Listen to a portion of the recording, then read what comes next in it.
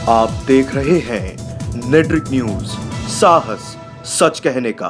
जहाँ पे रामलला विराजमान है वहाँ पे राम मंदिर का निर्माण होना चाहिए, क्योंकि विवादित स्थान पे हम लोग नमाज अदा नहीं किया करते हैं, क्योंकि वो हमारा नमाज या इबादत कोई कबूल नहीं होगा। ये हमारे कुरान हदीस में लिखा हुआ है। भारतीय जनता पार्टी का समर्थक हूँ, कट्टर समर्थक हूँ, कार्यकर्ता हूँ और भारतीय जनता पार्टी के लिए कार्य कर रहा हूँ। भारतीय जनता पार्टी ने अगर आपको लाभ पहुँचाया, आपके साथ भेदभाव नहीं कर रही है, तो आपको भेद नहीं करना चाहिए। ये श्री राम मंदिर के साथ साथ ये राष्ट्र का निर्माण हो रहा है, राष्ट्र मंदिर का निर्माण हो रहा है।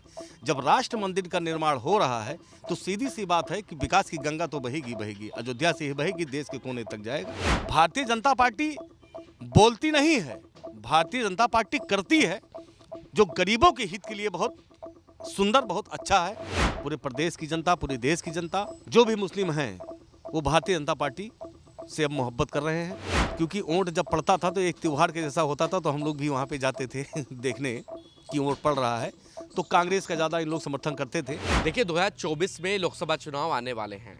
इस समय हम लोग अयोध्या में मौजूद हैं। आपको मैं बता दूं, लगातार नेट न्यूज़ की टीम आपको हर गली, हर मोहल्ला, चौराहे पर जाकर लोगों की राय और नज़रिया बता रही है। इस समय जो हमारा सफ़र है वो अयोध्या राम की नगरी, संतों की नगरी में मौजूद है। हम लोग यहाँ से लगातार आपको चुनावी कवरेज दे रहे हैं, लोगों की राय और नज़रिया बता रहे हैं। अभी आपको पता होगा लोकसभा चुनाव आने वाले हैं। लोकसभा चुनाव में कुछ ही दिन बचे हैं या कुछ ही महीने बचे हैं। अगर बीजेपी की राजनीति की बात करूँ तो बीजेपी की जो राजनीति है वो राम के नाम से ही शुरू होती है और राम के नाम पर ही ख़त्म हो जाती है। इस समय जो आप हमारे बराबर में शख्स देख रहे हैं, इनका नाम है बबलू खान, जो भाजपा से जुड़े हैं और राम मंदिर के कट्टर समर्थक रहे हैं। लगातार इन्होंने संघर्ष किया है राम मंदिर के लिए, और सबसे बड़ी बात ये मुस्लिम समाज से आते हैं। चलिए इनसे बातचीत करते हैं, राम मंदिर के ऊपर इनकी क्या राय है और आने वाले जो चुनाव हैं या बीजेपी के विकास की बात करूँ उससे भी इनकी बातचीत करेंगे। बबलू जी, मुझे पहले आप एक बात बताइए, अब जो लोकसभा चुनाव आने वाले हैं, इस पूरा लोकसभा चुनाव का जो जुड़ाव है, जो निचोड़ है, वो अयोध्या से शुरू हो रहा है और अयोध्या पर ही जाके ख़त्म हो रहा है। इसको आप किस तरीके से देखते हैं? अयोध्या कितनी महत्वपूर्ण हो गई है चुनाव के लिए? देखिए, ये अयोध्या है, मर्यादा पुरुषोत्तम श्री राम की पवित्र नगरी ये अयोध्या है, और पूरी दुनिया में कोई ऐसा व्यक्ति नहीं होगा जो अयोध्या को ना जानता होगा। क्योंकि कुछ लोगों ने इसको विवादित मुद्दा बना रखा था, आज वो समाप्त हुआ है। और हम लोगों ने बहुत मेहनत किया कि जहाँ पे रामलला विराजमान है वहाँ पे राम मंदिर का निर्माण होना चाहिए, क्योंकि विवादित स्थान पे हम लोग नमाज अदा नहीं किया करते हैं, क्योंकि वो हमारा नमाज या इबादत कोई कबूल नहीं होगा। ये हमारे कुरान हदीस में लिखा हुआ है। इसके तहत मैंने तमाम मुसलमान भाइयों से बात किया कि विवादित स्थान पे नमाज नहीं अदा हो सकती है, तो आप लोग समर्थन करिए, वहाँ पे राम जन्मभूमि बन जाए और कहीं मुस्लिम आबादी में मस्जिद बन जाए। खैर, आपसी सुलह समझौता के माध्यम से तो नहीं हुआ, लेकिन न्यायालय के माध्यम से हुआ, जिसका पूरी तरह से हम लोगों ने स्वागत किया। हिंदू मुस्लिम सभी लोगों ने स्वागत किया। और आज श्री राम मंदिर का निर्माण हो रहा है। ये श्री राम मंदिर के साथ साथ ये राष्ट्र का निर्माण हो रहा है, राष्ट्र मंदिर का निर्माण हो रहा है। जब राष्ट्र मंदिर का निर्माण हो रहा है तो सीधी सी बात है कि विकास की गंगा तो बहेगी बहेगी, अयोध्या से ही बहेगी, देश के कोने तक जाएगा। और रही बात, आज अयोध्या पूरी तरह से सज संवर करके तैयार है। देश के लोग अयोध्या में आएंगे तो अयोध्या देखेंगे तो उनको ये महसूस होगा कि ये अयोध्या देख रहा हूँ। ऐसा अयोध्या बनकर भारतीय जनता पार्टी के नेतृत्व में तैयार हो रही है। और लोकसभा की बात जो आप कह रहे हैं, देखिए, हमारे बाप दादा कभी भारतीय जनता पार्टी का समर्थन नहीं किए थे। वो कभी कांग्रेस में थे, सपा में थे, बसपा में थे, भारतीय जनता पार्टी से दूर थे। और हम विगत कई वर्षों से भारतीय जनता पार्टी का समर्थक हूँ, कट्टर समर्थक हूँ, कार्यकर्ता हूँ और भारतीय जनता पार्टी के लिए कार्य कर रहा हूँ। भारतीय जनता पार्टी के अंदर, संगठन के अंदर हमने देखा है कि जिस तरीके से हमारे मुस्लिम समाज के लोग दूर बैठ करके सोचते हैं बहुत भेदभाव हो रहा है मुसलमानों के लिए, तो ऐसा भारतीय जनता पार्टी में कतई नहीं है। जब नज़दीक लोग आएंगे तभी पता चलेगा कैसा है। तो भारतीय जनता पार्टी पूरी तरह से देख लीजिए, अभी ये चुनाव हुआ है, 3 राज्यों में पूर्ण बहुमत की सरकार बनी है, तो अपने विकास के दम पर बनी है। भारतीय जनता पार्टी बोलती नहीं है, भारतीय जनता पार्टी करती है, जो गरीबों के हित के लिए बहुत सुंदर, बहुत अच्छा है। आज गरीब वर्ग, मुस्लिम समाज या अदर सभी समाज के लोग पूरी तरह से भारतीय जनता पार्टी के साथ खड़े हैं, उनका समर्थन कर रहे हैं। भारतीय जनता पार्टी जब पूरी तरह से विकास कर रही है तो जनता भी अब टेस्ट बदलने के मूड में नहीं है और भारतीय जनता पार्टी को पुनः सरकार बनाने के लिए मुस्तैद है, जिसमें मुस्लिम समाज कहीं से पीछे नहीं है। चुनाव आएगा, रिजल्ट आएगा, वोट पड़ेगा, सरकार बनेगी। आप लोग इसका सर्वे भी कर लीजिएगा कि इस बार मुस्लिम समाज कितना भारतीय जनता पार्टी को चाह रही है। बबलू जी, अगर मैं आपसे बात करूँ तो होगी राजनीति की बात। सिर्फ आपके करियर की शुरुआत करते हैं, आप कहाँ से प्रभावित हुए कि आपको राम मंदिर का पक्षधर बनना है? क्या ऐसी चोट लगी? क्योंकि एक मुस्लिम समाज से आप आते हैं और आपको भी पता है मुस्लिम समाज में कितने पक्ष ऐसे होंगे जो राम मंदिर का समर्थन करते होंगे, लेकिन आप एक उसके बिल्कुल विपरीत चले। तो कहाँ से माइंड में ये बात क्लिक हुई कि मुझे राम मंदिर का समर्थन करना है? देखिए, सबसे पहले तो मैं आपको कहना चाहता हूँ कि हम खान हैं और हम श्री राम के वंशज हैं, राम हमारे पूर्वज हैं। बहुत वर्ष पहले जब हम लगभग 14-15 साल के रहे होंगे तो यहाँ पर एक बहुत बड़ा दंगा हुआ था राम मंदिर और बाबरी मस्जिद को लेकर के। कर्फ्यू लगा था, पूरा अयोध्या में कार सेवकों के ऊपर गोली चलवाई गई थी। श्री मुलायम सिंह यादव के नेतृत्व में गोली चलाई गई, उनके इशारे पे गोली चलाई गई, तमाम कार सेवकों का कत्ल किया गया। तब मैं बहुत छोटा था, हमारे घर फोर्स रुकी हुई थी कर्फ्यू के समय में। तो अधिकारियों के साथ हम भी अयोध्या ऐसे घूमने चले आए थे और जब मैं अयोध्या घूमने आया तो मैंने यहाँ देखा सड़कें लाल थीं, खून से लथपथ थीं। हम बहुत छोटे थे, बचपन का समय हमारा था। उस समय कुछ ऐसा महसूस हो रहा था कि लग रहा है हम लोग भी अब एक दिन मार दिए जाएंगे। तमाम लाशें, तमाम खून देख करके मन अंदर से बहुत गड़बड़ हो गया था। लौट कर आए घर पर तो तमाम गांव के लोग बैठते हैं, आपस में बात किया करते थे, तो मैं सुना करता था। तभी मैंने सोचा था, क्योंकि मैं छोटा था और सोशल मीडिया का उतना ज़माना नहीं था, तभी मैंने सोच लिया कि ये मुद्दा समाप्त कैसे होगा। मैंने अपने आलिमों से इसकी जानकारी ली, राम मंदिर, जन्मभूमि और बाबरी मस्जिद के बारे में, कि जो वहाँ पर ये विवाद चल रहा है, मुकदमा चल रहा है, क्या वास्तव में वहाँ पे मस्जिद बनेगी? तो हमारे आलिमात लोगों ने बताया कि विवादित स्थान पे तो हम लोग नमाज अदा नहीं कर सकते हैं, कुरान हदीस में ये लिखा हुआ है। खैर, ये मुद्दा है, लोग अपना राजनीति कर रहे हैं। तभी से मैंने सोचा, मन बनाया और अपने मुस्लिम भाइयों के बीच में जा कर के लोगों से बातें की। पैनल का जब गठन हुआ था सुलह समझौते का, तब मैंने लगभग 2-3 हज़ार लोकल मुस्लिमों का सिग्नेचर करवा करके आधार कार्ड के साथ सुप्रीम कोर्ट पैनल में हमने भेजने का काम किया था।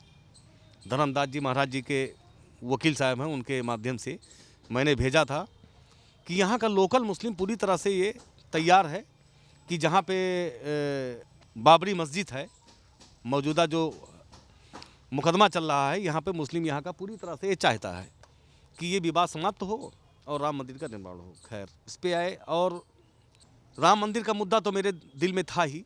हम लोग राजनीति में, मैं कभी था नहीं, हम लोग एक वोटर के रूप में थे और हमारा वोट नहीं बना था। हमारे पिताजी या दादा बाबा नानी गांव के लोग जो भी हैं, ये लोग पहले कांग्रेस को समर्थन किया करते थे, जो मुझे होश है, क्योंकि वोट जब पड़ता था तो एक त्यौहार के जैसा होता था, तो हम लोग भी वहाँ पे जाते थे देखने कि वोट पड़ रहा है। तो कांग्रेस का ज़्यादा इन लोग समर्थन करते थे। उसके बाद क्षेत्रीय पार्टी का गठन हुआ, समाजवादी हुआ, बहुजन समाज पार्टी हुआ, तो उसको भी वोट दिया करते थे। मैं भी नेताओं के साथ में जिंदाबाद जिंदाबाद मुर्दाबाद का नारा लगा कर हम भी जाते थे। तो हमारे भी दिल में आया कि मैं भी राजनीति करूं। तो मैं पहली बार निर्दल के रूप में हम जिला पंचायत का चुनाव लड़े, जो कि मात्र 266 वोट से हम चुनाव हार गए, इसी अयोध्या से। दूसरी बार उसी मसौदा प्रथम वो महिला सीट हो गई, तो मैंने अपने पत्नी को निर्दल लड़ाने के लिए सोचा। तो कुछ मित्रों ने कहा कि निर्दल से अच्छा है आप बहुजन समाज पार्टी से टिकट ही ले लो। तो हमने कहा भाई अगर मिल रहा है तो दिलवा दो। तो बहुजन समाज पार्टी से खैर टिकट मिला और चुनाव लड़े। पहले का मेरा प्रभाव और मेरा लगन, मेरा मेहनत, लोगों का प्यार मोहब्बत, अच्छे परसेंटों से हमारे पत्नी को जिला पंचायत का सदस्य बनाया, मेंबर बनाया। उसके बाद उधर चुनाव के बाद तुरंत भारतीय जनता पार्टी का हमने सदस्यता ग्रहण किया लखनऊ में केशव प्रसाद मौर्य के नेतृत्व में। उनके सामने हम लोगों ने भारतीय जनता पार्टी ज्वाइन किया। तब उत्तर प्रदेश में सरकार नहीं थी। 2014 में माननीय नरेंद्र मोदी जी का हम लोगों ने जब भाषण सुना तब हम लोग प्रभावित हो गए। बहुत अच्छा लगा कि इस बार ना हो, पूरे परिवार के लोग भारतीय जनता पार्टी को वोट दिया जाए। तो 2014 में जब पहली बार प्रधानमंत्री बने हैं माननीय नरेंद्र मोदी जी, तो हमारे पूरे परिवार के लोगों ने खुलकर समर्थन किया, वोट दिया मेरे कहने से। तभी से मुझे लगा हुआ भारतीय जनता पार्टी में। और चुनाव तो हम भले लड़ गए, लड़ा दिए पत्नी को बसपा से, लेकिन हम भारतीय जनता पार्टी हमारे दिल में थी। जाकर के हमने सदस्यता ग्रहण किया। तभी से मैं लगातार कार्य कर रहा हूँ। 2 बार हमने प्रदेश में भी सरकार हम लोगों ने मेहनत किया कार्यकर्ता के रूप में। प्रदेश में 2 बार सरकार बनी, 2 बार लोकसभा में हम लोगों ने मेहनत किया, सरकार बनी। और आगे हम लोग मेहनत कर रहे हैं। और भारतीय जनता पार्टी के लिए मैं पूरे प्रदेश का दौरा करता हूं। प्रदेश के हर एक मुस्लिम इलाके में जा करके बैठ करके हम लोग मुस्लिमों से बात किया करते हैं और भारतीय जनता पार्टी के कार्यों को हम लोग बताया करते हैं। जो भी योजना आई है सबका लाभ ज़्यादा से ज़्यादा हमारे मुसलमान समाज को मिला हुआ है। लेकिन गांव देहात में लाभ तो बेचारे ले लेते हैं, लेकिन जो और दल के नेता हैं उनको गुमराह कर देते हैं कि ये हमने दिलवाया। तो हम लोगों ने बताया कि भारतीय जनता पार्टी ने आप सबको ये लाभ दिया है, क्योंकि आप लोग कभी वोट उनको देते नहीं हो। और देख लीजिए लाभ आपको मिल रहा है, ये सरकार के द्वारा लाभ मिल रहा, ना कि कोई क्षेत्रीय लोकल नेता आपको लाभ दिला रहा है। तब खुल करके वो लोग समर्थन करने के लिए तैयार हुए। और समर्थन करते करते अब और तादाद में पूरे प्रदेश की जनता, पूरे देश की जनता, जो भी मुस्लिम हैं वो भारतीय जनता पार्टी से अब मोहब्बत कर रहे हैं। और आने वाले समय में भारतीय जनता पार्टी के साथ खुलकर खड़े होंगे। मेरा तो आपके चैनल के माध्यम से मैं अपील भी करता हूं अपने तमाम उन मुसलमान भाइयों से, उन तमाम अपने हिंदू साथियों से, उन तमाम सिख ईसाई भाइयों से मैं अपील करना चाहता हूं, गरीबों से, मजलूमों से मैं अपील करना चाहता हूं। भारतीय जनता पार्टी ने अगर आपको लाभ पहुंचाया, आपके साथ भेदभाव नहीं कर रही है, तो आपको भेद नहीं करना चाहिए। अगर आपको लाभ मिल रहा है, इधर 7 वर्षों में कोई दंगा नहीं हुआ उत्तर प्रदेश में, और सरकार में बहुत दंगा हुआ करती थी। लाभ मिल रहा है, दंगा मुक्त सरकार आपको मिल रही है। पूरी परिवार के सदस्य की तरह भारतीय जनता पार्टी बगैर भेदभाव के आपको देख रही है। तो मैं अपील करना चाहता हूं सभी मुसलमान भाइयों से, आप जब अभी पहले बोला हूं उन सभी लोगों से, कि मैं निवेदन करता हूं, हाथ जोड़ करके अपील करता हूं कि भारतीय जनता पार्टी की सरकार बनाने में पूरा सहयोग करें। अगर कहीं से आप लोग गड़बड़ करते हैं या कहीं से किसी के बहलाए और बहकाए फुसलाए में आप लोग चले जाते हैं, तो देश हमारा दलदल के रास्ते पे चला जाएगा जहां पहले था। आज देश हमारा बहुत आगे निकल चुका है। हम लोग विश्व गुरु बनने के 4 कदम बचा हुआ है, हम लोग पहुंचने जा रहे हैं। तो आप लोग सहयोग करिए, साथ दीजिए और भारतीय जनता पार्टी का पूरी तरह से साथ दीजिए। देश को आगे बढ़ाइए, देश में विकास हो, देश का माहौल सही रहे।